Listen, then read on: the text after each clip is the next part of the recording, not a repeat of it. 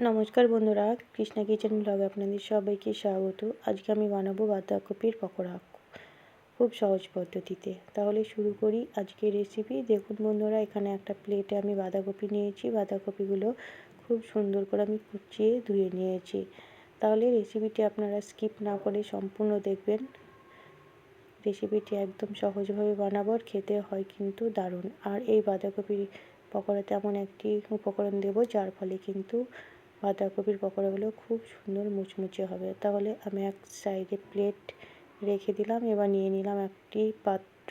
এবার কুচিয়ে রাখা বাঁধাকপিগুলো আমি নিয়ে নিলাম। এবার আমি বাঁধাকপিতে দিয়ে দেব স্বাদ মতো লবণ, আর দেব হাফ চামচ কালো জিরে, আর দেব পেঁয়াজ। এখানে আমি মাঝারি সাইজের একটা পেঁয়াজ নিয়েছি, আপনারা নিজের পছন্দ মতো কম বেশি পেঁয়াজ নিতে পারেন। এবার দিয়ে দেব হাফ চামচ আদা কুচি, হাফ চামচ কাঁচা লঙ্কা কুচি। এবার আমি ভালো করে মেখে নেব। পেঁয়াজ আর বাঁধাকপিতে একটু জল বেরোবে, সেই কারণে আগের থেকে আমি এটা ভালো করে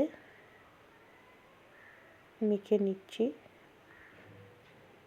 এর ফলে বেসন দেওয়াটা সুবিধা হবে। দেখুন এখানে আমি খুব সুন্দর করে মেখে নিয়েছি। এখানে বেসনের সঙ্গে সঙ্গে আরও একটি উপকরণ দেব, যার ফলে কিন্তু এই বাঁধাকপির পকোড়াগুলো খুব মুচমুচে হবে। বন্ধুরা, আপনারা দেখবেন তাহলে বুঝতে পারবেন। এখানে আমি দেখুন বেসন দিলাম 3 চামচ। এবার দেব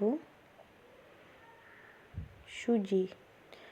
আপনাদের আগেই বললাম আরও একটি উপকরণ দেব, সেটা হচ্ছে সুজি। এখানে আমি সুজি দেব বন্ধুরা 1.5 চামচ। দেখুন, আর দিয়ে দিলাম সামান্য হলুদ আর সামান্য কাশ্মীরি লঙ্কা গুঁড়ো। এবার একসঙ্গে খুব সুন্দর করে মেখে নেব। দেখুন এই বাঁধাকপির রসেই কিন্তু খুব সুন্দর করে মাখা হয়ে যাবে। আলাদা করে আমি কোনো জল দেব না। এই কারণে আমি বাঁধাকপিটা আগে খুব সুন্দর করে আমি মেখে নিয়েছিলাম। তাহলে দেখুন বন্ধুরা, কত সহজে এই রেসিপিটি তৈরি হয়ে যাচ্ছে। তাহলে আমার চ্যানেলে নতুন বন্ধু হয়ে থাকলে চ্যানেলটিকে সাবস্ক্রাইব করে পাশে থাকবেন। আর এদিকে আমি গ্যাস অন করে আগের থেকে কড়াইয়ে তেল বসিয়ে রেখেছিলাম। তেল গরম হয়ে গেছে। এবার আমি পকোড়াগুলো একটা একটা করে তেলে ছেড়ে দিচ্ছি। দেখুন, আপনারা অবশ্যই একবার এইভাবে বানিয়ে দেখবেন, খেতে কিন্তু লাগবে দুর্দান্ত। আর গরম গরম খুবই ভালো লাগে। আপনারা চায়ের আগেও বানিয়ে নিতে পারেন এই রেসিপিটি। চায়ের সঙ্গেও খেতে পারেন, শুধুও খেতে পারেন, আবার মুড়ির সঙ্গেও খেতে পারেন। আপনাদের নিজের পছন্দ মতো আপনারা এই রেসিপিটি খেতে পারেন। দেখুন আমি একটা একটা করে খুব সুন্দর করে দিয়ে দিচ্ছি। যদি রেসিপিটি ভালো লাগে লাইক শেয়ার কমেন্ট করবেন, আর ফ্রেন্ডস ও ফ্যামিলির মধ্যে প্রচুর প্রচুর শেয়ার করবেন।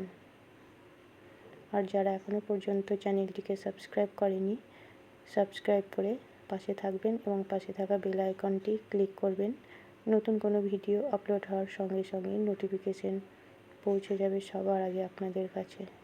দেখুন বন্ধুরা, কিছুক্ষণ পর আমি পকোড়াগুলো উল্টে দিচ্ছি। আমি কিন্তু গ্যাসের ফ্লেম এখানে মিডিয়াম রেখেছি, কারণ হাই ফ্লেম দিলে পকোড়াগুলো উপর থেকে ভাজা হয়ে গেলেও ভেতরে কিন্তু কাঁচা থাকবে। তাই এখানে যে কোনো পকোড়া ভাজার সময় কিন্তু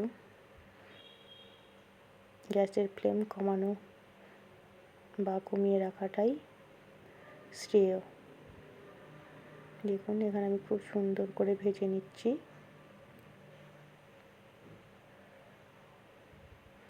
আপনারা পেঁয়াজ ছাড়াও এই বাঁধাকপির পকোড়াটা নিরামিষভাবেও বানিয়ে নিতে পারেন। আমি যে উপকরণগুলো দিয়েছি তার মধ্যে পেঁয়াজটা যদি বাদ দেন তাহলে নিরামিষের দিনেও বানিয়ে নিতে পারেন।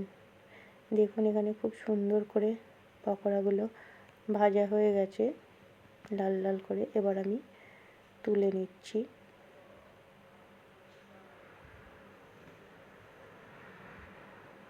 এই পকোড়াগুলি কিন্তু গরম গরম খেতে দুর্দান্ত লাগে বন্ধুরা।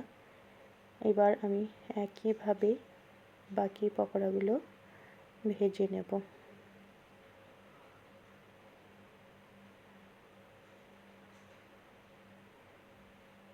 দেখুন আমার সব পকোড়া ভাজা হয়ে গেছে, এবার প্লেটে সার্ভ করে দিচ্ছি।